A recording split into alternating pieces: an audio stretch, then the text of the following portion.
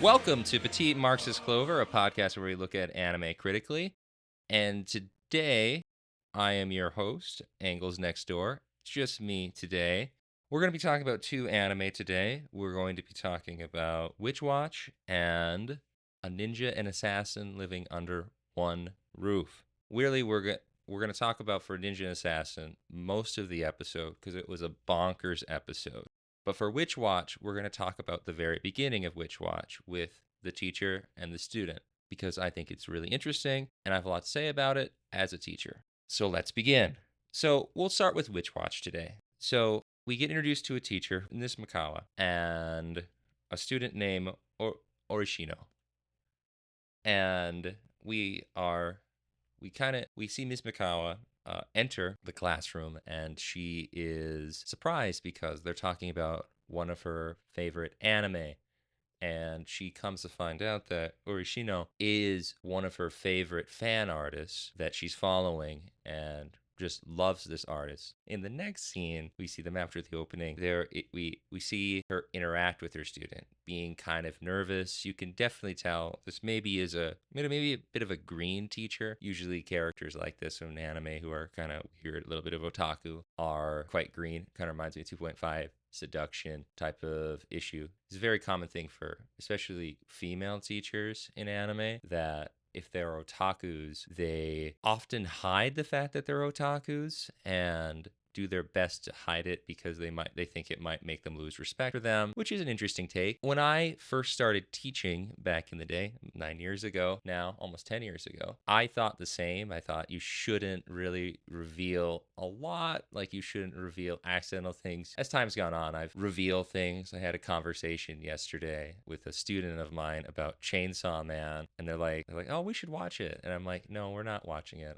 I'm a teacher. That's not in the standards. Not like Oklahoma, where you can teach that the COVID-19 vaccine. No, the COVID was from China, it leaked from a lab, and that the 2020 election was rigged. That's part of the Oklahoma standards. Like, that's kind of crazy if you ask me. Thank God I don't teach in Oklahoma. But it's not the standards to teach Chainsaw Man. And I'm like, well, also Chainsaw Man, in the anime, they cut out that pro-union part. But also the main goal of Denji is to touch Makima's boobs. That's really the whole goal of that. But moving on from that, sorry. It's awkward to talk about anime because, anime at times can be very ecchi, can be very inappropriate. There can be some very beautiful stuff, but it is embarrassing at times. There's some really silly things. If you've seen any of the short output lately, we have had some shorts that have been very lewd, I would say, and it's fun making those kind of lewd shorts, but it is kind of one of those awkward things that if you have people come up to you and like, hey, can we talk about anime? I'm like, all right. And yeah, I mean, every once in a while, people give me weird opinions like Dead Man Wonderland is a masterpiece, which I don't think it is. I haven't gotten a lot of great recommendations from my students recently because I have watched more than they have. There was one point where I had a student that said, I've watched more anime than you. I said, you will only watch more anime until you're how much older than I am after I die. That's the only way you've watched more anime than me, kid. Yeah, but no, I really like this scene with Miskawa and Orishino because it's a situation where when you share similar interests with your students, especially really nerdy interests, that it's really hard to share both of them with your student and yourself. Like, you always are worried that, you don't want to be too nerdy.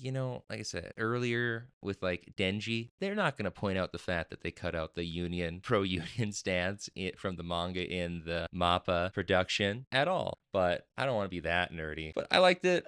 I think her thinking too highly of her student like she's a goddess is a little weird, but I can get it. I don't never had a great artist that I see on like Pixiv or something, so I don't know how to react to that. But I think this interaction is really fun. I hope that she learns something from it and takes a lot away from the journey she is as an educator. I know I'm talking about a fictional character right now.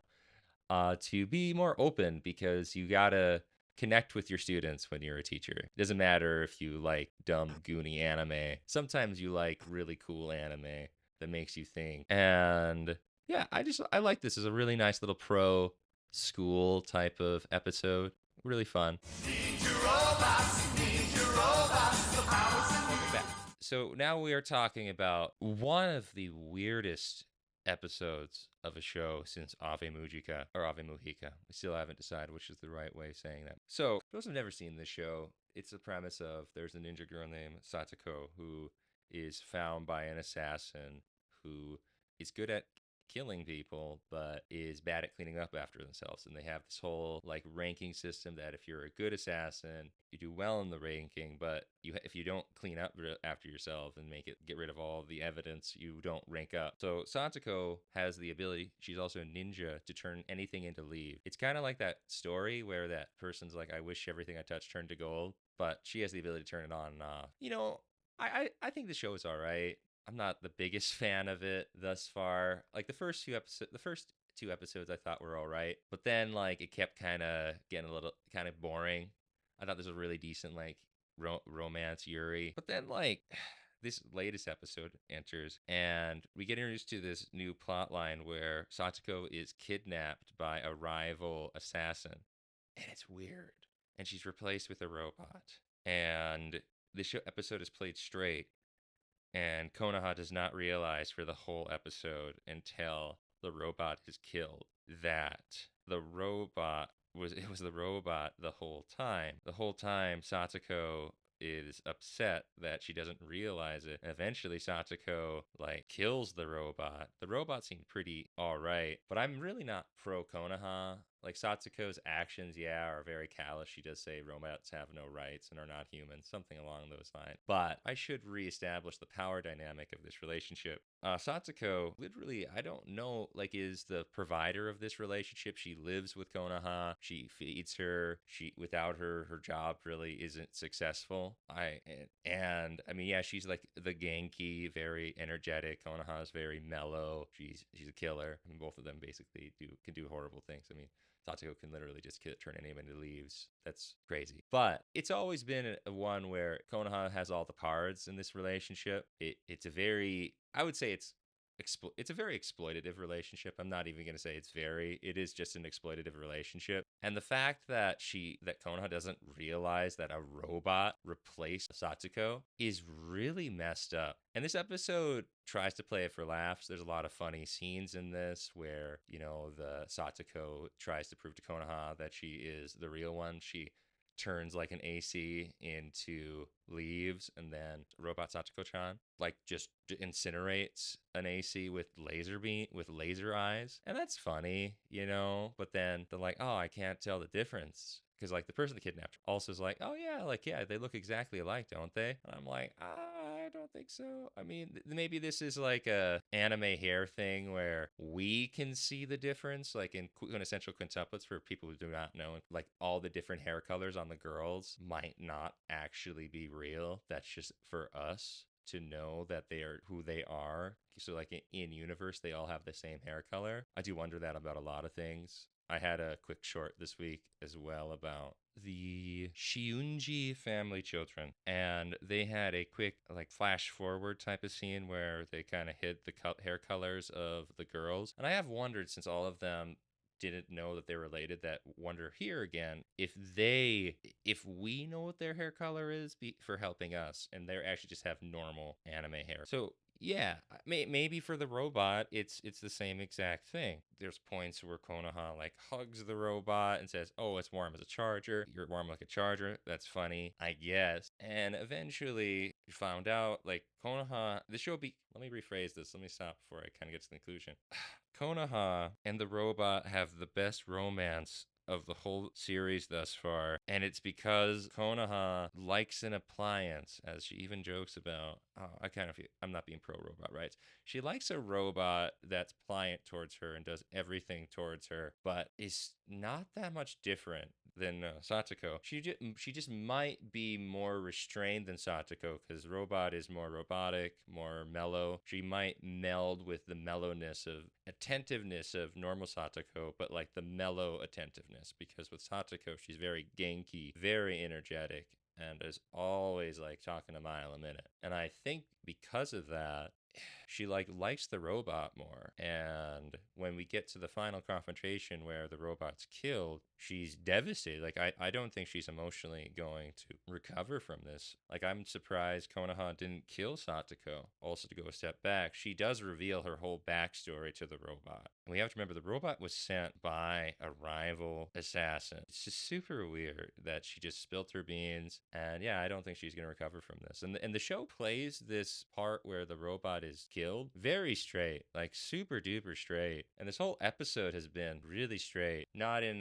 for people who are here for other things, but like straight in a way that it's not really been a joke. This episode has been a joke. Well, maybe it has. It has been a joke, but it also does, it feels so serious. I think the tone, the juxtaposition of everything is not very well done in this episode. It's a kind of amazing episode in terms of how out there and strange it is, but I don't know if that's what the creators wanted us to take away from this episode. So here's what I want to say about this episode. But I don't really like Konoha. Konoha has this issue of she's just an exploitive character that made a connection. I guess I shouldn't hate that she made a connection with a robot. I guess the robot in this analysis is strange because like they have nothing really against the robot. I have everything against the fact that a person fell in love with a robot that was acting like another character, and she didn't know, and she liked the imposter more than the real person. This will always bring down their relationship. And I know